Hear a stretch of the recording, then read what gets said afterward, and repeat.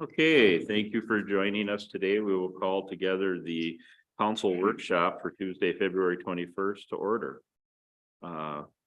First item on the agenda is the park master plan presentation by Kevin.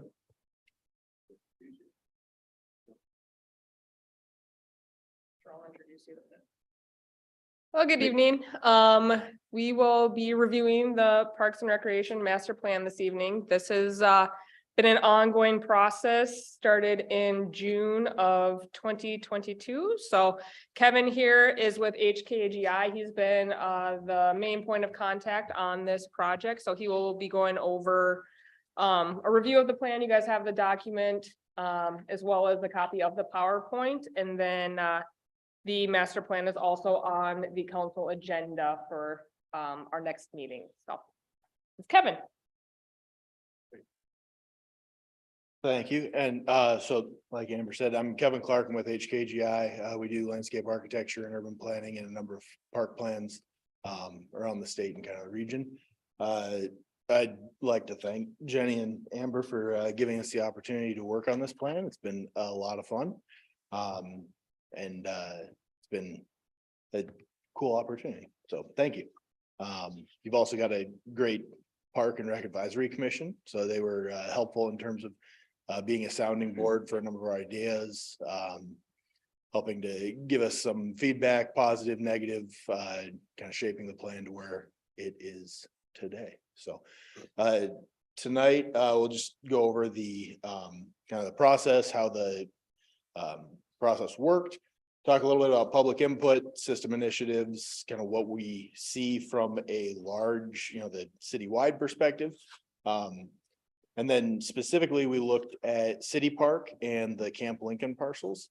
We can touch a little bit on implementation. There's a lot more detail in the plan document that you all received than we'll go over tonight. And if we need to drill down into anything, we can try to answer questions that way.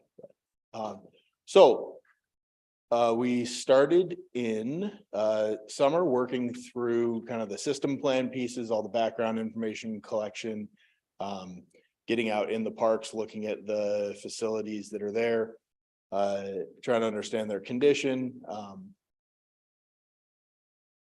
of leading into that first system-wide piece.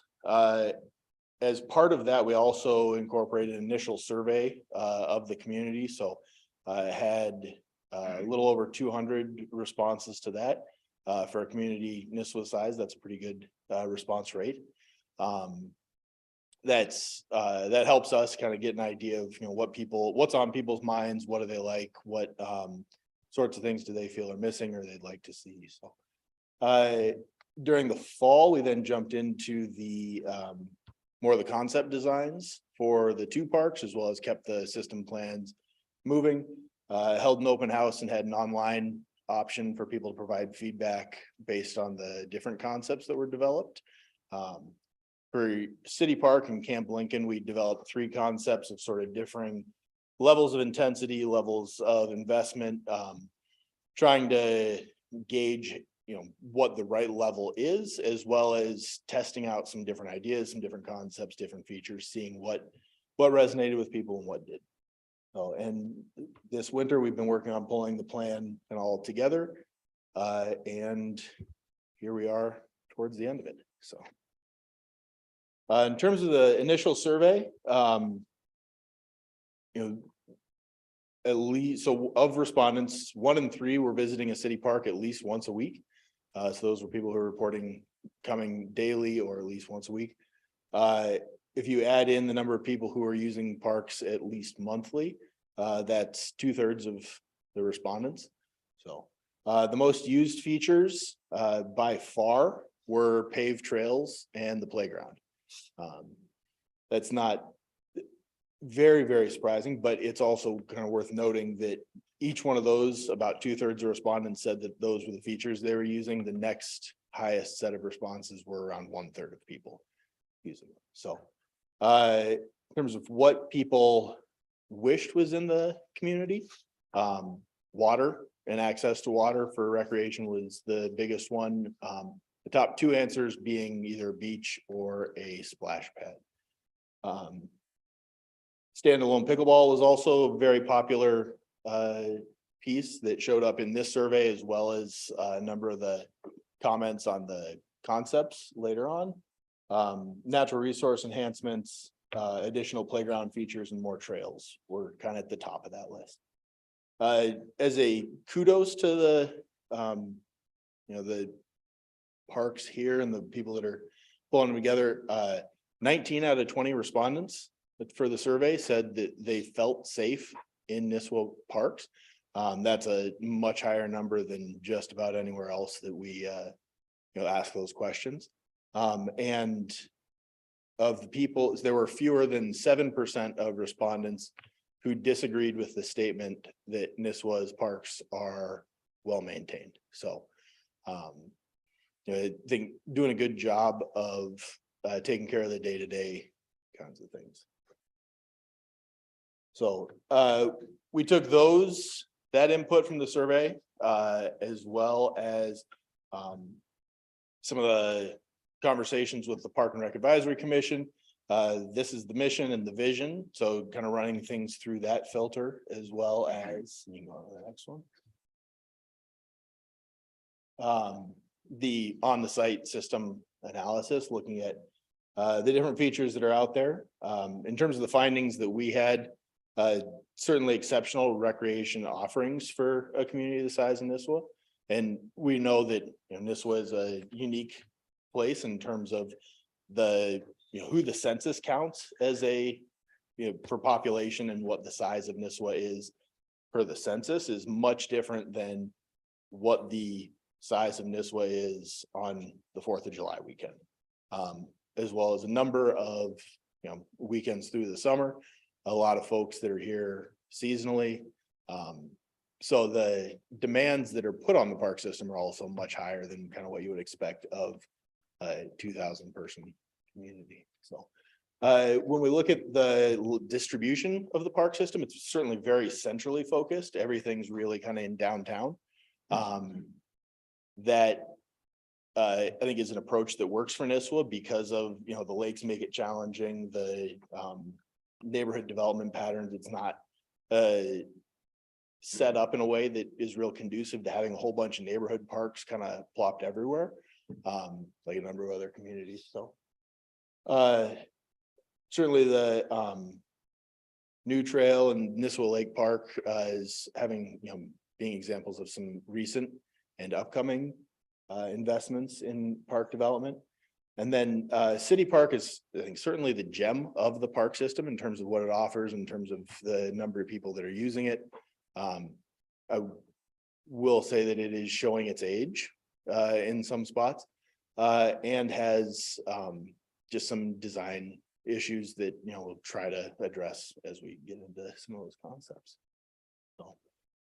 So when we looked at the system initiatives, there's a page for each one of these in the report that we can get into more if you have specific questions. But based on kind of what we heard, what we saw, some of the discussions we were having at the system-wide level, the things that felt important, the financially sustainable system, improving ecology in and around Nisswa parks, the lake or beach access, trying to figure out an opportunity to do that.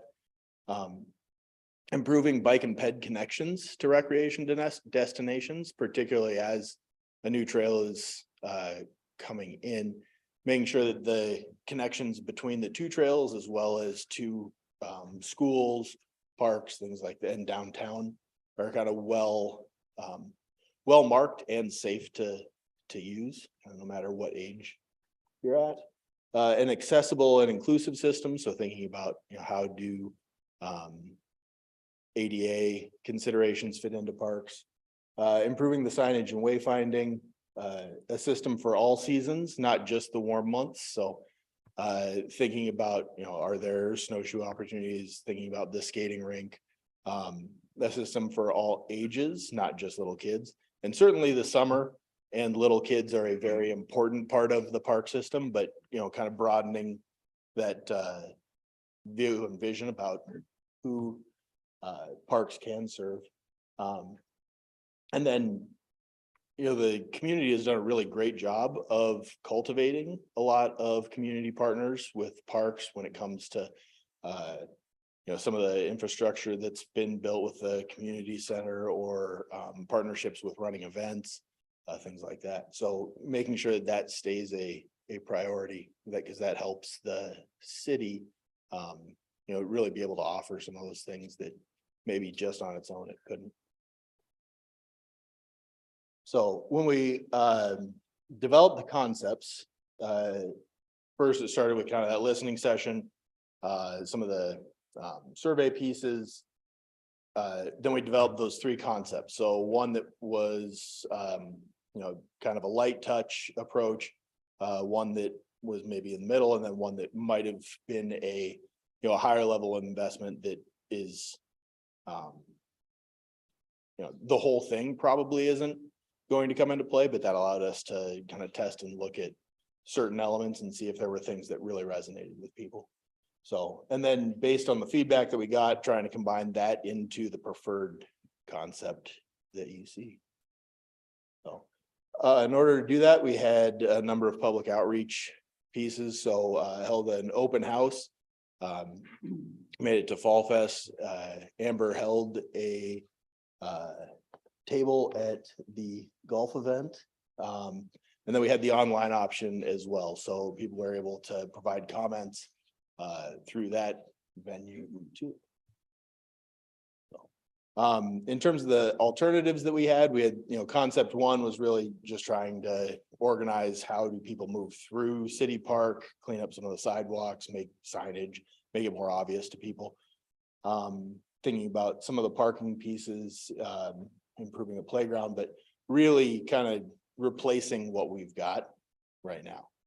So concept two, thought about, what happens if we flip the baseball field. It had at one point lived with that orientation. Kind of thinking about that relationship to the pickle and the relationship to downtown and thinking about how that might work. And then having more of the other park features still staying in some of those spots. Introducing the pickleball question as well as splash pad pieces. So, and then concept three, that was the really big idea. The thought there being, really try to pull a lot of that energy close to and adjacent to downtown. Thinking about, the pickle being relocated into a larger community center kind of piece that's tied to the ice as well. Number of courts too. So, and then that road connection that came through. So based on the feedback that we got, wound up going to the preferred concept, which I think you all got in front of you as well. Focusing on kind of enhancing what we've got. There are some really, really great things about City Park, and some of those pieces need reinvestment, making sure that they're in place for the next generation of park users in Nisswa. Thinking about circulation from a parking perspective and a vehicular perspective, as well as a bicycle pedestrian perspective, trying to clean up even some of the circulation back into the neighborhoods along Church Street, making that kind of more legible to people who are showing up to the park maybe for the first time. And then trying to think about, how does it stay a year-round destination? So, next one. So the big changes kind of moving from north to south, the introduction of pickleball courts and tennis. The pickleball courts probably had the most amount of commentary, emotion, people getting really excited about that in the in-person public events. Also very popular online, but that was just about everyone that was coming up to the booth was talking about pickleball. Thinking about and that's certainly a trend here as well as across the state and the country. It's a rapidly growing sport. A destination playground, something that's building on kind of what you've got now, expanding that some. Realigning some of the parking, and that does add some spaces, actually. It expands the parking lot some, and then just cleans up the circulation through the space, provides some drop off, and then has the warming house, storage, maintenance kind of piece attached to the rink down on the south of the softball field. Letting that building be something that functions year round, that when Amber wants to run some of the fitness classes or things like that she's doing, that's a good spot for it. If there are people who are looking for something in between the just a picnic shelter or the community center, there's something there that can work. And then the covered rink piece, and then additional parking off of Church Street. So, and then the next one just shows that sort of winter piece. So having some of that grass that's in the central area of the larger plaza piece south of the softball field, letting that be a floodable free skate area, and having the hockey rink down to the south where it's shown. Next one. So first, just the disclaimer on the numbers and the timing. These are very specific numbers, and that may be insinuating a level of detail that is not necessarily reached on some of these pieces. These are planning level numbers. There's a lot of design decisions that would be still kind of left to make that can drive the price up or down. But when we look at what that concept represents, that's probably $9 to $10.5 million worth of spending on that side of things. I think it's also worth just noting that in order to, over the next 20 years, just about everything in on that in the park is going to need replacement. So it's not like, we're talking about just that 9 to 10.5 is, some of that's new facilities, some of that's replacement of kind of what you've got. When we looked at what replacement was, that's somewhere in the 6 to 7.5 million. Assuming an early building update, one of the things to note is that with the rinks, with that refrigeration already being down, you're at a spot where the bulk of that spending, even if it's just a replacement, is much more heavily loaded towards probably the next 5 years, rather than thinking about it as kind of over the next 20. So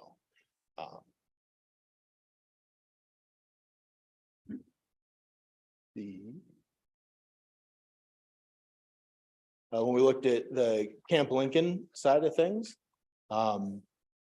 the initial concept was focused on staying as natural as possible, trails, some overlooks, signage, things like that, but not much else out there, trying to keep it kind of as light touch as possible.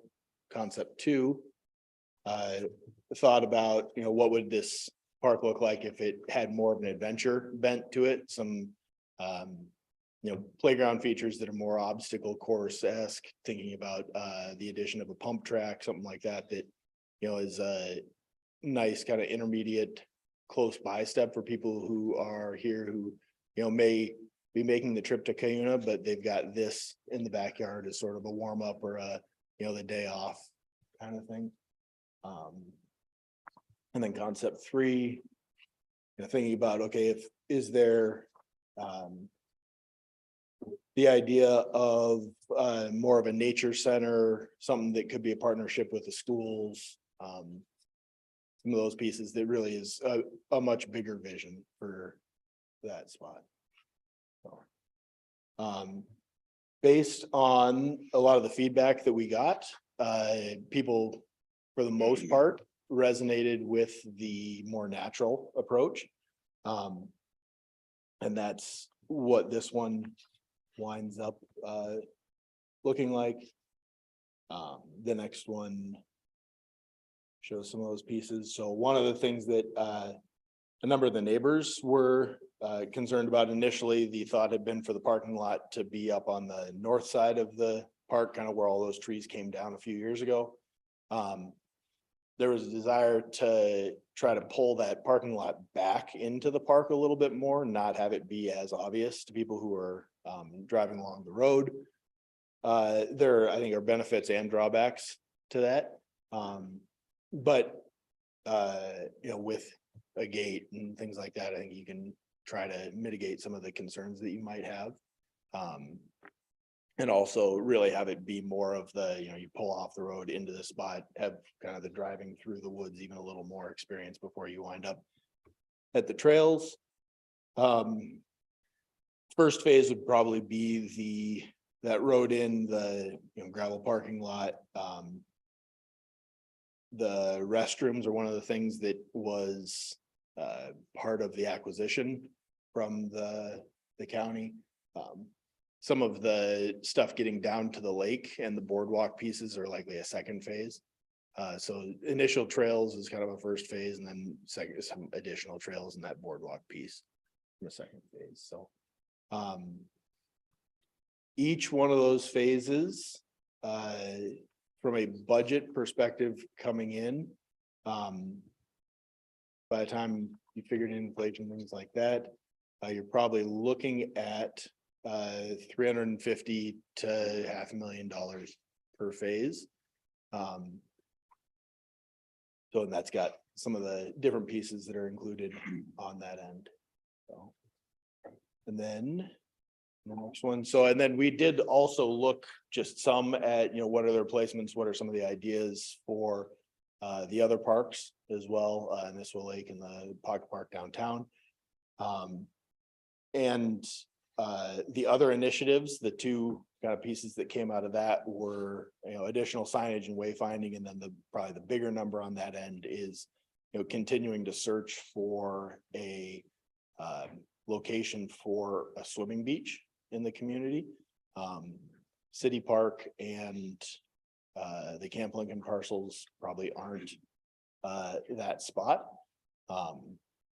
But just knowing that that's, you know, something that's a desired piece on the community side of things. So, you know, those are big numbers.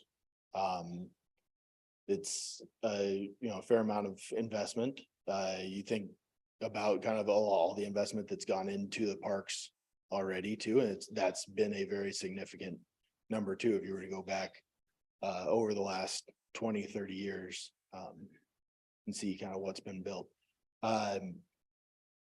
Those numbers do reflect, you know, thinking out over the next 20 years as different things come up for replacement.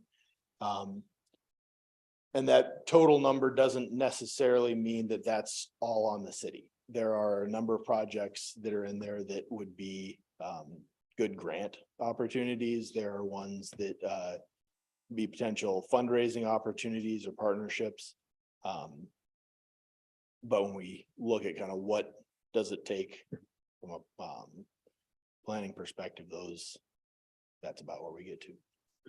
So I think the Camp Lincoln parcels, you know, that is an expansion of your park system, maintaining those trails. That's ours. In terms of the people that you've got that are working there, generally the rest of those initiatives, save the beach, aren't really an expansion of some of the hours. So there shouldn't be as intensive on the adding labor side from that perspective. With that, questions, thoughts?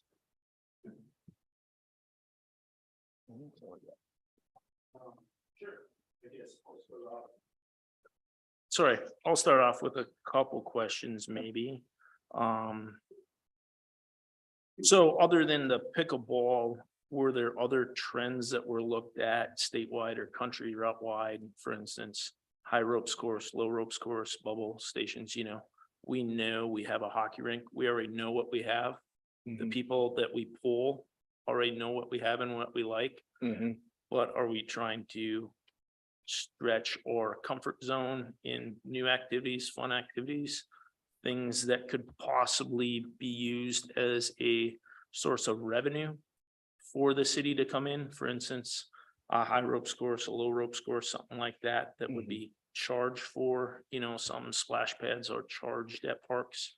You know, is there anything like that that was just outside of the box, a vision that you had without public input for this? Yeah, I think splash pads are certainly one of those trends in terms of, a lot of communities really are adding them. As we jumped into it more, some of the concerns, arose about just, being on a well system, some of the costs associated with them, both upfront and ongoing. I think that was one of the things when you talk about kind of the high ropes courses or the low ropes courses, that was one of the things we were trying to explore with that concept too. I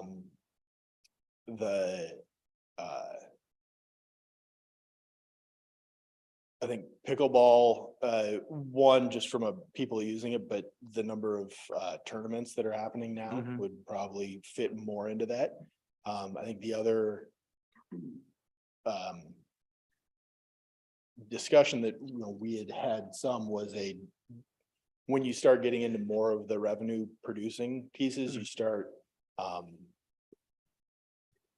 introducing kind of a whole nother layer of management and having to think about enterprise funds and different things like that for how you're running some of the facilities, and that we wound up kind of pulling back from that side of things. Okay, what about in these different designs? Any thought as far as like actual construction phasing? You know, on and maybe this is a bigger topic for the city too, but I feel like the pickle would need to be involved with this and different stuff, but maybe looking at a phasing aspect as a whole comprehensive piece for the town, along with this and what would make sense with the pickle. And I don't know. Yeah, so we explored that through, Amber's got a whole set of spreadsheets that are kind of different scenarios that were explored about, what happens from a funding perspective, and is it the sort of thing where, through a local option sales tax or some other avenue that there's kind of the big spend at one point, or if it's happening over certain years, thinking about what needs to get replaced and how does that happen? And then, when you think about city park, what are the parts that you can change in and out without kind of tipping over a whole bunch of dominoes? Is there you could do the courts and the playground kind of as an initial piece if that wound up setting the warming house kind of in motion. There might be options for a few years to go to more of a rented temporary building, gets wheeled in, wheeled back out. So we went through probably a number of those exercises. I guess you've also done some thinking on it. And part of what's coming up next week, I'd say Camp Lincoln is, since that's a blank slate, that's a lot easier to phase. Right. And what you'll see with City Park, it's much more just grouped. as Kevin was saying, where it's more like pickleball and playground might be one facet. The rink warming house might be another. But it's kind of, you know, for us as a city to look at those funding options and where everything is at in their replacement cycle. So as Kevin said, the rink already has components that are down. So that is the first item that's due for replacement, but that's also the biggest ticket item. So there's definitely layers of it to consider and how we want to move through it. Sure, and maybe some of these are more questions for next week, but I thought I'd bring them up while I'm thinking about it. And then my last question, or well, I got two more questions. The footprint that we're working with is already current city property. Any talk with people on land acquisitions, you know, like the corner of the 4 or 5 parcels we don't own between Church Street and City Hall Street, you know, and how that might impact the layout. Once again, maybe a question for next week, but also I think a valid question when we look at different stuff and acquiring more land for this. The other question I have is over at Camp Lincoln. Yes, it's a bigger slate, easier to work with, I think. Are there pretty specific set criteria? I know the bathroom was set criteria from the county, correct? As far as the next phase with the boardwalk and the bird blinds and all that, is that very hard concrete set criteria from the county or our wish list? Where, I guess, where does the county criteria fall off and then it becomes our choice? Do we know those lines I think exactly? That, I guess, in terms of how we were thinking about it, as we were putting the plan together, that second phase is probably more wish list. That first phase of the, you know, whether, so the county has the restroom requirement and the parking requirement, I believe. And then that's it? I think Yes, that that's is it, it yeah. as Okay. far as Okay. the county requirements, and then when the city wound up acquiring it, that was sort of with the idea that it would be used at least with trails and, you know, benches, garbage, things like that. Sure. So that first phase is kind of more reflective of that. That second phase is probably I would say more wish list. Sure. So, Perfect. That's the questions I have for right now. Amber, how much feedback was there when we had these 2 events in 2022 with the public involvement? What was their initial feedback when they first found out about Camp Lincoln project taking place? Were they excited? Was there a little bit of confusion as to why we're doing it so far away from the city? Why don't you enlighten us on that if you could? There's definitely an educational component as to what the, as Joe was asking, like the county's criteria on it. I think some residents were hopeful it could be left as is. Neighbors obviously came out very invested in the process. We received a lot of feedback from them, and they definitely fell in line with what was presented to the county, very nature-based, kind of minimal footprint, minimalistic. When I got out into the greater community, there was some desired interest in some of that secondary, like play space, that adventure, another opportunity for kids, teenagers. So there's definitely a mix within the neighborhood. There was a lot of consensus of just nature-based, keeping it quiet, various concerns about the traffic and just kind of any congestion that there might be. So it's spread the whole spectrum. Similar to what Crosby, the city of Crosby would have had gone through to fund their pretty vast bike system and their trail system there. Do we have any inclination if there's some potential granting that we can get for this to cover any, if all, the cost of a project like this at Camp Lincoln?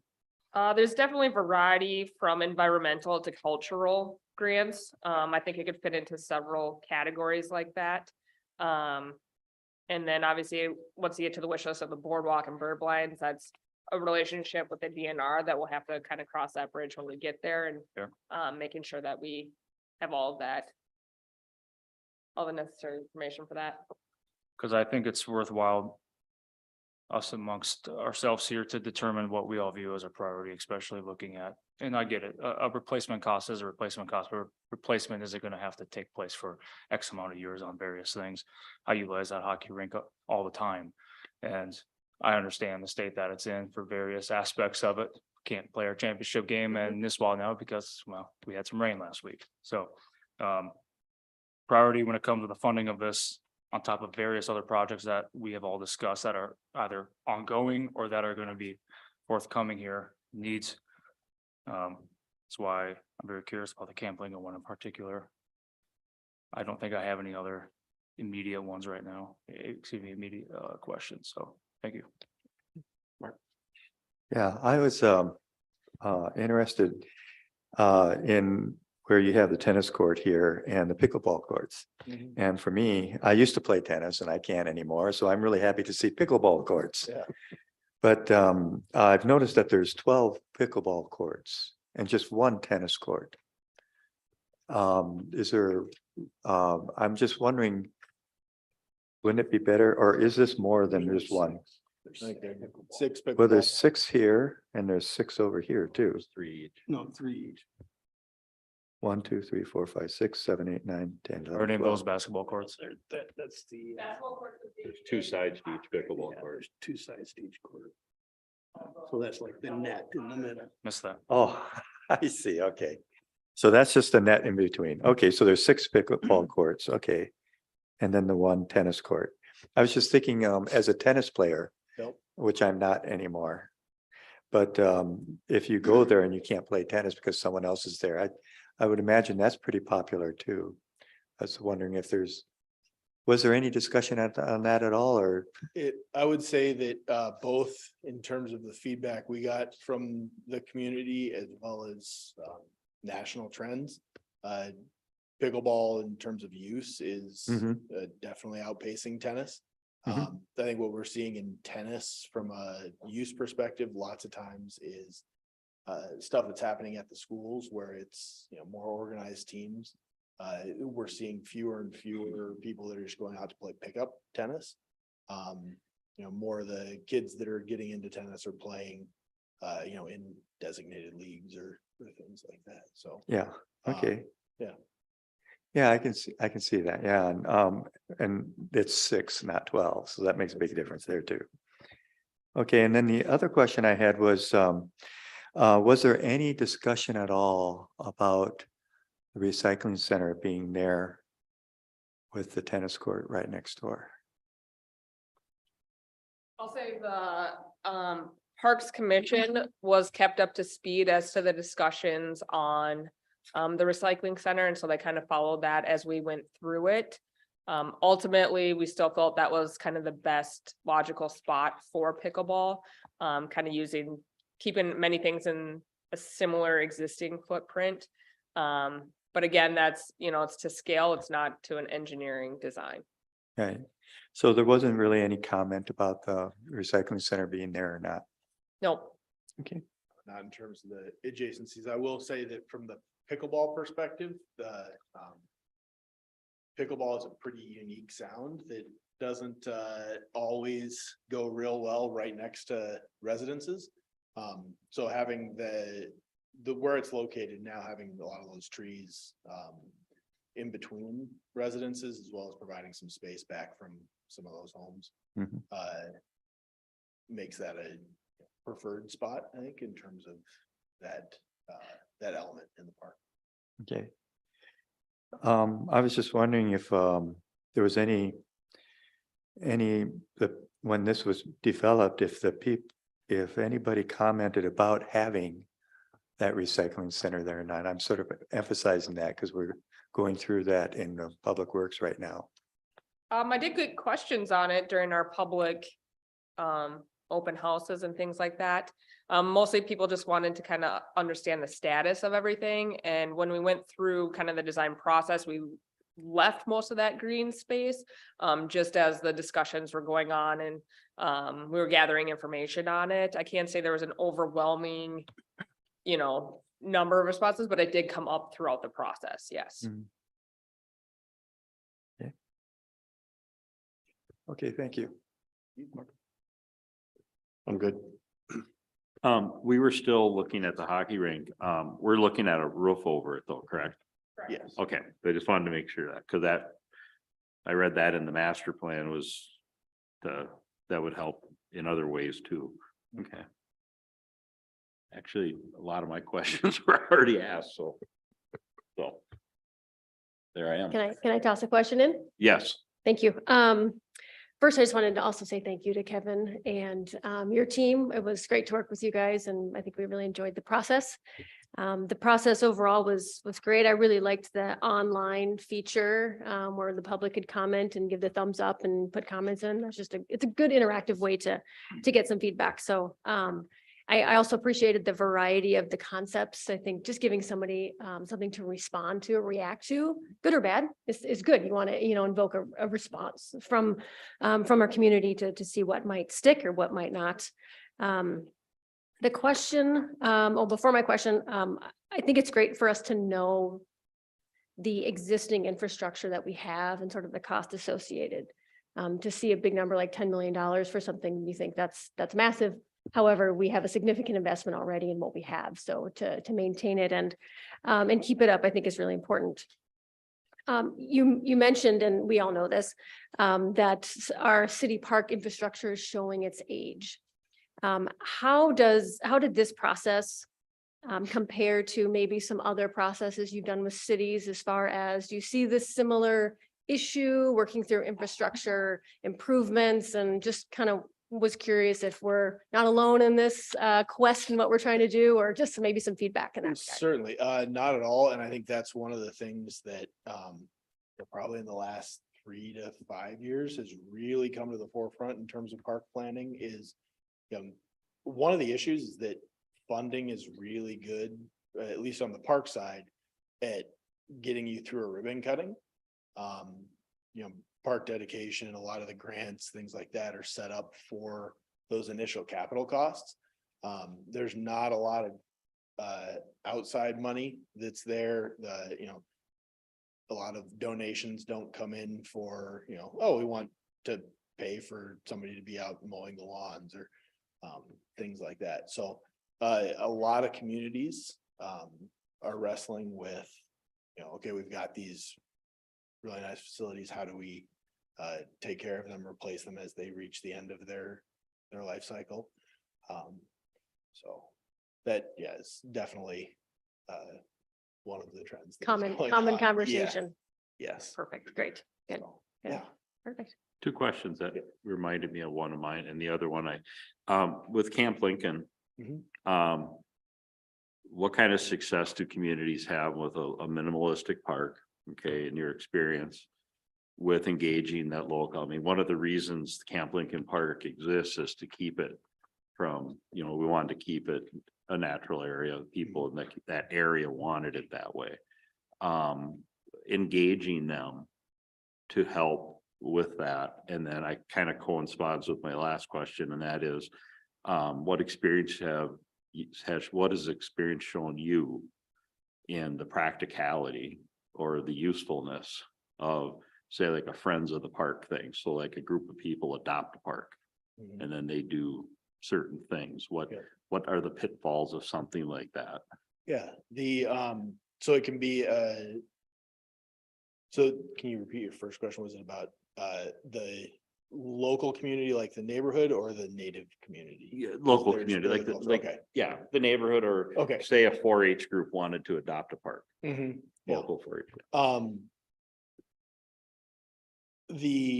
At an informal level, certainly it's great to have neighbors that, feel some sort of ownership of the park, that, as they're walking, they may be the sort of people that are, picking up garbage, or, it's somebody who was walking with their dog, left a bag and they're picking it up and, tossing it, things like that.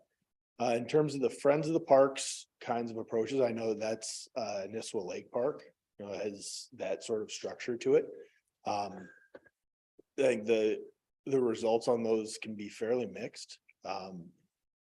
When you've got a group of passionate people and people who are excited about the park, who have the capacity to do fundraising and things like that, it can be a great way to get stuff done.